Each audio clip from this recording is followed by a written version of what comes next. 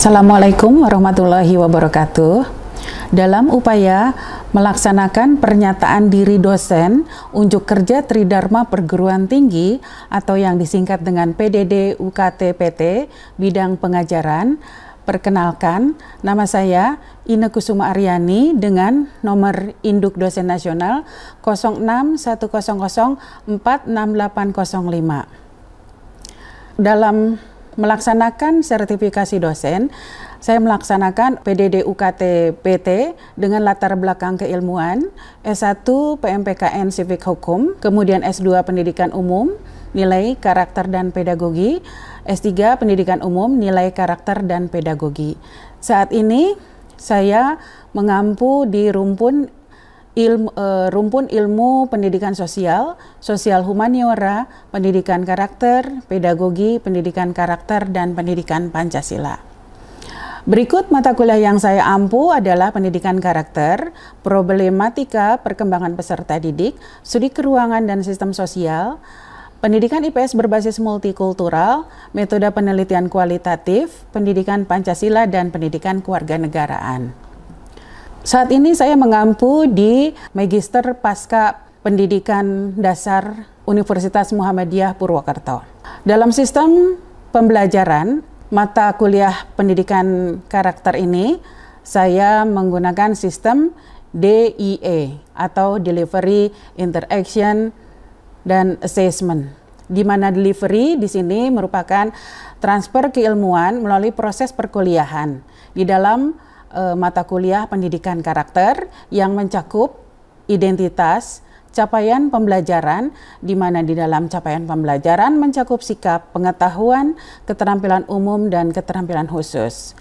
Adapun CPL Prodi, kemudian CPMK, sub CPMK itu mencakup 14 kali pertemuan, kemudian plus 2 kali pertemuan untuk UTS dan UAS. Kemudian deskripsi singkat mata kuliah, bahan kajian yaitu materi pembelajaran, metode pembelajaran, dan referensi.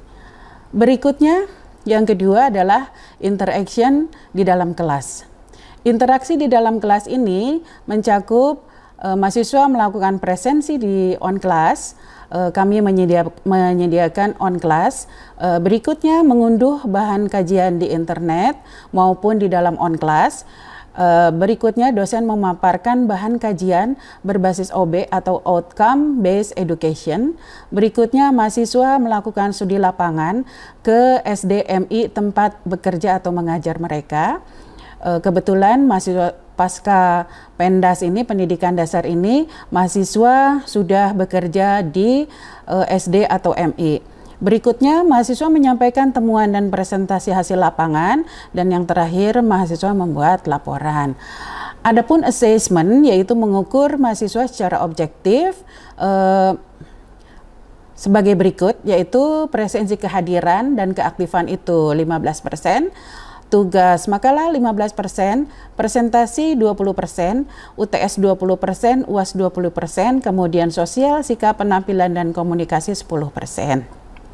Demikian untuk pendahuluan. Untuk itu mari kita saksikan mengenai tayangan praktek pembelajaran di dalam on class. Terima kasih.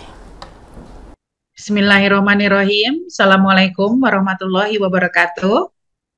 Waalaikumsalam warahmatullahi wabarakatuh. Alhamdulillahirabbil alamin wassalatu wassalamu ala asrofil anbiya wal mursalin wa ala alihi washabbi ajmain. Rabbi shrahli sadri wa yassirli amri wahlul 'uqdatam min lisani yafqahu qawli amma ba'du. Selamat sore Bapak dan Ibu, Mbak dan Mas. Apa kabar pada hari ini? Mudah-mudahan Alhamdulillah baik, sehat Ibu. Semuanya sehat selalu ya. Sehat selalu, bahagia, kemudian diberikan kemudahan, kelancaran, sukses, dan banyak rezekinya. Amin ya robbal alamin. Amin. Iya, masuk pada materi perkuliahan kita yang ke-7 ya pada hari ini. Kita sudah 6 kali bertemu untuk mata kuliah pendidikan karakter. Pada hari ini saya ingin menyampaikan dulu bahwa seperti yang sudah kita share, diskusi terkait dengan pendidikan karakter bangsa begitu ya. Karena ternyata karakter masih merupakan persoalan bangsa ini ya. Bahwa bangsa yang maju adalah bangsa yang berkarakter dengan memiliki masyarakat yang berkarakter kuat. Di mana masyarakat yang berkarakter memiliki keluarga-keluarga yang berkarakter baik ya, dan keluarga yang berkarakter akan menciptakan individu-individu personal-personal yang berkarakter baik juga. Nah, seperti kita ketahui bahwa pendidikan nilai, pendidikan karakter itu berlangsung pada tripusat pendidikan ya. Dan tripusat pendidikan ini yaitu pendidikan keluarga ya yang kita sebutkan tadi bahwa untuk menciptakan, membuat atau mempersonifikasikan, mengimplementasikan karakter yang baik itu berawal dari pendidikan dalam keluarga, begitu ya. Yang pertama lingkungan keluarga, kemudian yang kedua itu pendidikan sosial, pendidikan sekolah, mohon maaf, pendidikan sekolah bahwa di mana lingkungan sekolah itu merupakan balai wiyata yang bertugas untuk mencerdaskan, ya, menciptakan rasa dan karsa secara seimbang.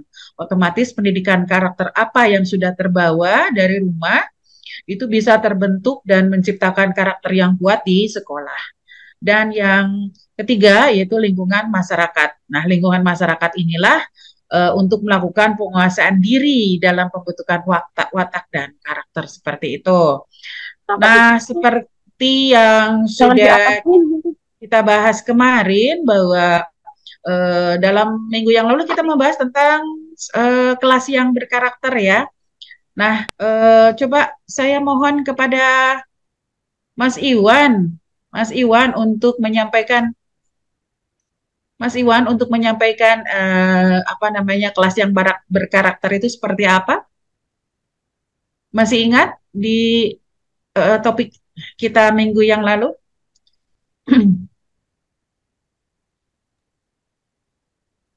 Atau siapa yang mau menyampaikan tentang kelas yang berkarakter?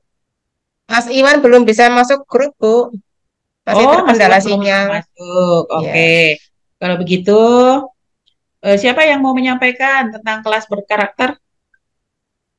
Menurut saya, yang namanya kelas berkarakter adalah kelas yang dapat membentuk siswa itu menjadi siswa yang nantinya berkarakter. Di antaranya dengan memberikan teladan yang baik, menciptakan situasi yang baik, mengajarkan sopan santun, serta menanamkan kepemimpinan dan pembelajaran-pembelajaran yang pada akhirnya mengacu atau membentuk menjadi siswa yang berkarakter di kelas tersebut. Sehingga pembentukannya melalui kelas tersebut diminit sedemikian rupa sehingga pada akhirnya benar-benar akan terbentuk nilai-nilai Pancasila yang berkarakter dalam diri siswa itu, Bu. Menurut saya seperti itu, Bu. Oh iya, terima kasih. Ini berarti Mbak Retno kayaknya ke bawah-bawah ya profil karakter itu ya, kurikulum Merdeka, Pancasila itu sendiri ya profil Pancasila ya, istilahnya karakter Pancasila yang menciptakan untuk menjadi anak-anak yang berkarakter dalam ruang kelas yang berkarakter. Oke, terima kasih sama Mbak Retno. Berikutnya ada yang mau ditanyakan dulu sebelum saya masuk? Saya Bu Ina. Iya, gimana Mbak Indah? Iya, kalau dari pemaparannya Bu Retno tadi kok kayaknya menarik sekali nggih Bu kalau dijadikan tema tesis. Tapi sebenarnya seperti apa sih Bu sekolah berkarakter itu? Terus bagaimana cara membangun sekolah berkarakter yang baik itu bagaimana? Begitu Bu. Oke, terima kasih Mbak Indah atas pertanyaannya. Karena pertanyaannya Mbak Indah ini akan berkaitan dengan materi yang akan kita bahas pada hari ini, gitu ya. Pada hari ini kita ingin membahas tentang implementasi sekolah yang berkarakter. Oke, saya akan menayangkan dulu share screen, gitu ya. Ya, bagaimana? Sudah kelihatan? Share screen saya. Iya. Alhamdulillah sudah, Bu. Ya, alhamdulillah sudah nampak. Ya. Di sini bahwa pendidikan karakter di sekolah ini yang akan kita bahas karena sekolah itu merupakan suatu hal yang sangat besar ya, yang nanti akan membentuk kelas-kelas yang berkarakter tadi. Tapi sebelum ke sekolah, maka kita membuat dulu kelas yang berkarakter, baru nanti larinya ke sekolah yang berkarakter. Oke, berikutnya di sini bahwa pendidikan karakter di sekolah itu ada 3 hal yang nanti akan kita bahas, yaitu pengintegrasian dalam mata pelajaran seperti apa, berikutnya program pengembangan diri, dan yang ketiga budaya sekolah ya. Itu ternyata 3 unsur ini yang nantinya akan menjadikan pendidikan karakter di sekolah. Ada integrasi mata pelajaran seperti yang selama ini Bapak dan Ibu mengajari dalam kelas gitu ya. Ya, delivery knowledge begitu melalui integrasi mata pelajaran. Kemudian program pengembangan diri. Ya, biasanya ini kan program pengembangan diri itu bisa melalui ekskul ya dan sebagainya. Kemudian budaya sekolahnya seperti apa yang nanti ini akan menciptakan pendidikan karakter di sekolah gitu ya. Nah, seperti yang sudah diketahui oleh Bapak dan Ibu dari materi sebelumnya bahwa pendidikan karakter itu jadi merupakan suatu usaha untuk memberikan pemahaman terhadap siswa ya mengenai konsep moral, etika, perilaku moral. Pendidikan karakter juga melibatkan pengetahuan, perasaan, dan tindakan. Artinya di sini kognitif, afektif, dan psikomotornya jalan untuk melaksanakan pendidikan karakter itu. Dan tujuan pendidikan karakter di sini untuk menyiapkan anak secara cerdas ya, yang cerdas secara emosi. Anak yang memiliki kecerdasan emosi yang baik memiliki kemampuan dan berbagai tantangan hidup ya, yaitu sanggup menghadapi berbagai tantangan hidup. Berikutnya di sini dijelaskan bahwa pelaksanaan pendidikan karakter itu ya ada 2 poin metode pembinaannya ya. Satu metode pembinaan dengan formula 4M, yaitu mengetahui ya, mengetahui knowing to good, mencintai loving to good, kemudian menginginkan desiring the good, dan mengerjakan acting the good ya. Kemudian metode pembiasaan. Pembiasaan ini boleh dikatakan nantinya akan menjadi budaya sekolah ya. Jadi segala bentuk sikap karakter itu harus dibiasakan dalam perilaku sehari-hari. Contohnya datang tepat waktu itu harus dibiasakan, itu metode pembiasaan ya. Kemudian bagaimana sekolah melaksanakan misalkan mengajak sholat duha pada peserta didik, atau yang sekarang sedang digalakan itu kantin kejujuran ya, di mana kantin kejujuran itu mencoba terus anak-anak itu bagaimana supaya mereka itu mau dan bisa bersikap jujur. Berapa makanan yang dia ambil, sekianlah yang harus dibayar sesuai dengan apa yang dia ambil, seperti itu ya. Berikutnya metode pendidikan karakter di sekolah ini kan kita kalau mengajarkan ini yang utama ya, utama yang dilakukan oleh Bapak dan Ibu, Mbak dan Mas di sekolah-sekolahnya masing-masing. Kemudian keteladanan. Jadi di sini bagaimana kita berbuat atau bertindak itu biasanya dilihat oleh peserta didik ya. Dilihat oleh peserta didik sehari-hari. Kalau misalkan gurunya bilang jangan datang terlambat, tapi gurunya sendiri datang ke sekolah terlambat, ini bisa menjadi keteladanan tidak? Tidak ya, tentu saja ini tidak akan menjadi keteladanan. Maka di sini guru itu kan digugu dan ditiru. Kalau guru melakukan sesuatu maka akan dilihat. Bahkan kadang-kadang kalau yang peserta didik yang masih kelas kecil itu biasanya apa-apa kata bu guru, apa-apa kata bu guru, seperti itu ya, masih seperti itu, begitu ya. Berikutnya menentukan prioritas, bahwa penentuan prioritas ini harus ditentukan agar proses evaluasi atas berhasil tidaknya pendidikan karakter dapat menjadi jelas ya. Tanpa prioritas, pendidikan karakter tidak dapat terfokus dan karenanya tidak dapat dinilai berhasil atau tidak berhasil. Kemudian praksis prioritas, dan di sini ada refleksnya seperti apa gitu ya. Seperti itu. Berikutnya terkait dengan pengintegrasian pendidikan karakter dalam mata pelajaran. Otomatis kan Bapak dan Ibu membuat RPS ya, apa ya, RPP kan gitu ya. Ada dimulai dari tahap perencanaan, kemudian tahap pelaksanaan dan evaluasi pembelajaran. Ya, evaluasi pembelajaran seperti apa, kemudian kita membuat semacam kontemplasi apa yang harus kita lakukan dan harus kita terapkan kepada peserta didik ya di sekolah. Seperti itu. Ini keseharian yang dilaksanakan. Berikutnya, kalau pengintegrasian pendidikan karakter dalam mata pelajaran itu sendiri kan, dalam RPP di sini dalam perencanaan kan kita membuat analisis SK dan KD ya, standar kompetensi dan kompetensi dasar. Kemudian pengembangan silabus berkarakter dan penyiapan bahan ajar berkarakter. Berikutnya di sini pengintegrasian pendidikan karakter dalam pelaksanaan pembelajaran dari mulai tahap kegiatan, pendahuluan, inti, dan penutup dipilih dan dilaksanakan agar peserta didik dapat mempraktekkan nilai-nilai berkarakter yang ditargetkan. Dan pengintegrasian pendidikan karakter dalam tahap evaluasi. Seperti itu. Berikutnya di dalam program pengembangan diri. Nah ini ya, ada tujuannya. Bahwa yang pertama pengembangan diri itu secara umum mengembangkan potensi peserta didik secara optimal. Di sini jadi mengeksplor peserta didik itu sebetulnya dia sudah bisa apa sih gitu untuk menata dirinya gitu ya, menjawab dan di sini dapat menjawab berbagai tantangan dari dalam maupun dari lingkungan secara adaptif dan konstruktif ya.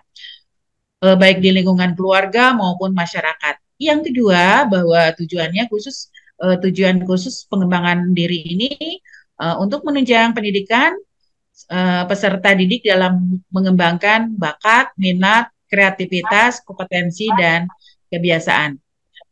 Yang pernah saya lakukan dalam penelitian portofolio, begitu ya, jadi peserta didik itu ternyata memang betul harus tereksplor apa yang dia bisa dan tidak bisa disamakan bahwa semua peserta didik misalkan harus semuanya bisa belajar IPA, harus bisa belajar matematika, itu tidak bisa. Ada peserta didik yang bisa menulis saja, misalkan membuat saja puisi seperti itu, tetapi dia tidak bisa berbicara, gitu ya. Misalkan bertanya seperti itu, dia bisanya dalam diam menuliskan sesuatu, ya. Ada juga peserta didik yang pandai berbicara gitu, tapi dia tidak bisa menulis. Tidak bisa menulis itu artinya dia tidak bisa menuliskan perasaannya atau apa, tapi dia dalam berbicara gitu ya kemampuannya. Nah, kemudian juga ada peserta didik yang pandai melukis ya, membuat karikatur ya. Nah, itu harus dieksplor. Dan tentu ini harus melalui proses pengembangan diri gitu, seperti itu ya. Berikutnya, budaya sekolah di sini adalah nilai-nilai dominan yang sekolah ya. Di sini menuntun kebijakan sekolah terhadap semua unsur dan komponen sekolah, termasuk stakeholder pendidikan, seperti cara melaksanakan pekerjaan di sekolah, ya, serta asumsi atau kepercayaan dasar yang dianut oleh warga sekolah ya. Dan tradisi ini tumbuh dan berkembang dengan spirit dan nilai-nilai yang dianut sekolah. Ini harus membudaya ya, menjadi sebuah tradisi seperti itu. Berikutnya, manfaat budaya sekolah itu sendiri apa sih? Kayak gitu ya. Nah, di sini dapat menjamin kualitas kerja yang lebih baik, membuka seluruh jaringan komunikasi dari segala jenis dan level, baik komunikasi vertikal maupun horizontal, lebih terbuka dan transparan, menciptakan kebersamaan dan saling memiliki yang tinggi, meningkatkan solidaritas dan kekeluargaan, juga di sini jika menemukan kesalahan akan segera dapat diperbaiki, seperti itu. Berikutnya, bahwa budaya sekolah ini yang tadi, kemudian manfaatnya, dan di sini mengapa budaya sekolah di sini ya, karena memberikan perubahan ke arah yang lebih baik, terutama untuk mengubah perilaku. Dan budaya di sekolah itu yang terjadi selama ini adalah sepertinya mengubah perilaku yang belum mengubah perilaku yang diharapkan ya, maka diperlukan langkah-langkah yang harus dilakukan seperti ini ya, menentukan visi, misi gitu, tujuan, nilai dan sebagainya pada peserta didik, kemudian sampai menciptakan dewan penggerak aturan, penataan lingkungan sosial, fisik dan psikologinya. Nah, tujuan budaya sekolah itu sendiri membangun suasana sekolah yang kondusif melalui pengembangan komunikasi dan interaktif yang sehat antara kepala sekolah, peserta didik, pendidik, ya tenaga kependidikan, orang tua peserta didik, masyarakat dan pemerintah. Begitu. Maaf. Nah, ini strategi budaya sekolah itu baik kegiatan rutin, terutama kegiatan rutin ya, kemudian kegiatan spontan, kegiatan teladan, kegiatan terprogram. Seperti itu harus sudah dilaksanakan. Adapun cara mengimplementasikannya yaitu melaksanakan pembiasaan nilai-nilai utama, memberikan keteladanan antara warga sekolah, berikutnya melibatkan pemangku adat atau kepentingan, kemudian membangun serta mematuhi nilai, norma, peraturan, dan tradisi sekolah, berikutnya mengembangkan penjelmaan sekolah, dan mengembangkan kegiatan literasi. Ya, kemudian mengembangkan minat, bakat, dan potensi melalui kegiatan ekskul, memberikan pendampingan. Nah, untuk melakukan ini semua, saya ingin bertanya tentang bagaimana implementasi pendidikan karakter yang sudah diteliti oleh Mbak dan Mas. Coba silakan siapa yang sudah meneliti tentang implementasi pendidikan karakter. Silakan, saya berikan kesempatan kepada saya, Bu. Oh iya, silakan. Oke, izin sharing Ibu tentang pelaksanaan pendidikan karakter di sekolah kami. Iya. Setelah membaca dari materinya Bu Ine, kami simpulkan bahwa di sekolah kami ternyata sudah masuk ke dalam metode-metode dalam pendidikan karakter yang tadi pertama metode pembinaan, yang kedua metode pembiasaan, dan yang ketiga metode keteladanan, Bu Ina. Alhamdulillah. Oke. Yang pertama metode pembinaan itu masuk dalam kegiatan ekstrakurikuler seperti kepanduan ya pramuka. Di situ banyak sekali nilai-nilai karakter yang dapat diterapkan, dan ditambah lagi dengan di sekolah kami ada ekstra tapak suci. Di situ banyak sekali nilai-nilai kejujuran, nilai sportivitas dan sebagainya. Yang kedua yaitu nilai pembiasaan. Alhamdulillah di sekolah kami setiap pagi sudah ada kegiatan pembiasaan Asmaul Husna dan hafalan-hafalan pendek yang dilaksanakan di depan sekolah. Terus kemudian sholat zuhur berjamaah dan ada beberapa lagi. Yang ketiga benar sekali ternyata kami masuk dalam metode keteladanan tadi yang seperti dipaparkan oleh materinya Bu Ine, di mana guru itu menjadi teladan bagi anak-anak di sekolah kami. Gurunya harus terlebih dahulu memiliki karakter yang hendak diajarkan. Guru dulu harus bisa bersikap digugu dan ditiru, baru insya Allah anak-anaknya nanti akan mengikuti apa yang dilakukan oleh gurunya. Demikian sharing dari sekolah kami, Bu Ine. Mohon nanti terima kasih. Terima kasih Mbak Hesti. Berikutnya silakan Mbak Retno, barangkali sudah dapat. Ya, terima kasih Bu. Ya, hampir selaras dengan apa yang disampaikan oleh Bu Hesti, Bu.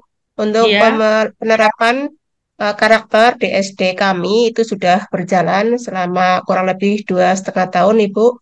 Dan setelah materi yang disampaikan dalam mata kuliah itu sudah kami praktekkan di sekolah kami. Salah satunya untuk karakter religius itu setiap pagi, Bu, di depan teras sekolah itu anak-anak duduk karena terasnya kebetulan bersih sekali, sehingga anak-anak duduk berbaris dari kelas 1 sampai kelas 6 dan didampingi oleh semua guru. Semua guru harus bersama-sama siswa. Yang pertama membaca sholawat dulu bareng-bareng, setelah itu membaca Asmaul Husna dan juz 30.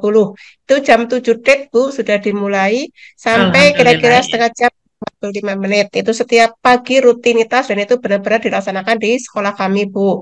Itu kaitannya dengan pembiasaan yang mengarah pada pembentukan karakter religius. Sholat duha, terus sholat jamaah itu juga seperti itu, Bu. Kemudian untuk karakter kejujuran di SD kami itu menerapkan ada kantin, Bu. Ada kantin yang dari untuk siswa. Jadi kantin itu kantin kejujuran yang tadi saya sampaikan itu ya. Iya betul Bu. Iya. Itu dari siswa, dari wali murid yang membuat, ada juga yang dibuat oleh siswa, kemudian dijual di sekolah dan yang menjual siswa, yang membeli juga siswa. Di sini ada unsur untuk menunjukkan seberapa tinggi kejujuran siswa sehingga nantinya akan terbentuk dalam kehidupan sehari-hari. Kadang juga tidak ada yang jual Bu, artinya mereka membeli sendiri, mengambil sendiri, uangnya juga pengembaliannya juga mengambil sendiri. Selain kantin kejujuran di sekolah kami juga ada koperasi Bu. Koperasi kejujuran Iya. itu menyangkut peralatan sekolah seperti buku, duk, kaos kaki, dan sebagainya, itu juga sama. Anak mengambil sendiri, terus itu ada daftar harganya kan sudah ada. Kemudian Iya. anak meletakkan uangnya dan mengambil pengembaliannya kalau memang ada pengembaliannya. Begitu Bu, Iya. untuk Ya, karakter alhamdulillah. kejujuran. Ya. Kalau boleh tahu SD apa ya, Mbak Retno? SD Negeri 3 Derik Bu. Ya, terima kasih. Satu lagi barangkali Mbak Sus mau menyampaikan Oh iya, hasil implementasi di ya masih SD-nya. kalau di SD kami hampir sama dengan SD di Mbak Hesti sama Mbak Retno. Kalau nilai religiusnya itu setiap pagi sama bacaan Asmaul Husna. Terus sebelum pembacaan Asmaul Husna, guru-guru sudah bertata di depan sekolahan, yaitu menyambut anak supaya anak lebih bersemangat lagi dalam belajar. Terus setelah itu pembacaan Asmaul Husna setiap pagi dan bacaan-bacaan pendek. Setelah itu setelah pembelajaran nanti di saat sela-sela istirahat mengadakan sholat duha bersama. Iya, alhamdulillah. Kalau begitu sudah dilaksanakan mengenai implementasi ini. Siangnya sholat duhur bersama dan ada juga itu makan siang bersama begitu. Iya, alhamdulillah ya. Berarti di SD apa? Mohon maaf Mbak SD 1 Negeri Jalatunda, Bu. Oh iya, terima kasih. Kalau Mbak Hesti tadi SD apa ya? SD 3 Kali Hajar, Bu. Ya, Mas Iwan. Ya, apa kabar Mas Iwan? Ya, oke lah. Baik, berarti semua sudah implementasi dari ruang kelas berkarakter, kemudian sekolah berkarakter sudah terlaksana dan implementasi pendidikan karakter religius dan kejujuran juga sudah dilaksanakan. Adapun untuk implementasi nilai karakter yang lain mengenai tanggung jawab, rasa percaya diri, patriotisme dan nasionalisme itu akan dibahas pada pertemuan berikutnya. Mungkin cukup segitu untuk pertemuan kita pada hari ini. Saya mohon maaf atas segala kekurangan dan saya ucapkan terima kasih atas atensi perhatian dari teman-teman Pasca Magister Pendas semester 2 ini. Sampai jumpa lagi pada pertemuan berikutnya di minggu yang akan datang. Wabillahi taufik wal hidayah. Assalamualaikum warahmatullahi wabarakatuh. Waalaikumsalam warahmatullahi wabarakatuh.